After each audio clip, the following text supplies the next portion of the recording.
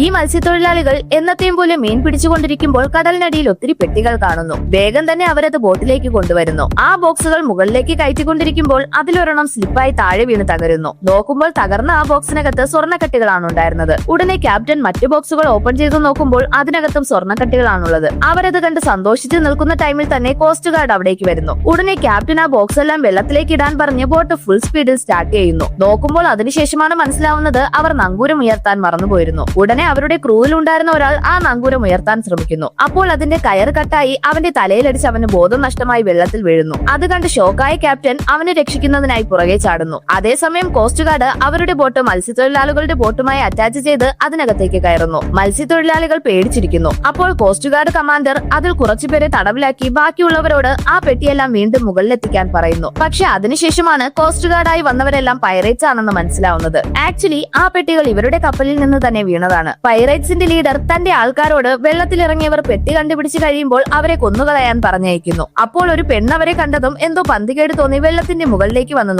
നോക്കുമ്പോൾ അടുത്ത നിമിഷം തന്നെ ഒരാൾ അവളെ വെള്ളത്തിനടിയിലേക്ക് വലിച്ച് കൊല്ലാൻ ശ്രമിക്കുന്നു. ഭാഗ്യത്തിന് മറ്റൊരു പെണ്ണ് കറക്റ്റ് ടൈമിൽ വന്ന് അവളെ രക്ഷിക്കുന്നു. അതിനുശേഷം അവർ രണ്ടുപേരും ചേർന്ന് അയാളുടെ കൈയും കാലും കെട്ടിയിട്ട് ഓക്സിജൻ ടാങ്ക് മൂരുന്നു. അതേസമയം മറ്റൊരു പെണ്ണ് ബുദ്ധിപൂർവ്വം ഒരാളെ രണ്ട് പാറകൾക്കിടയിൽ കൊടുക്കുന്നു. അതിനുശേഷം അവർ ടീമായി പ്രവർത്തിച്ച് വെള്ളത്തിനടിയിൽ വന്ന എല്ലാ പൈറേറ്റ്സിനെയും കൊല്ലുന്നു. പക്ഷെ അവർ വെള്ളത്തിന് മുകളിലേക്ക് വരുമ്പോൾ പൈറേറ്റ് ലീഡർ അവരെ ഷൂട്ട് ചെയ്യാൻ തുടങ്ങുന്നു. അപ്പോൾ അവരെ രക്ഷിക്കുന്നതിനായി അയാൾ തടവിലാക്കി വെച്ചിരുന്ന ഒരു പെണ്ണ് അയാളെയും കൊണ്ട് വെള്ളത്തിലേക്ക് ചാടുന്നു. അതിനുശേഷം അവർ അയാളെയും ഇല്ലാതാക്കി ആ പെണ്ണിനെയും രക്ഷിച്ച് കരയിലേക്ക് വരുന്നു.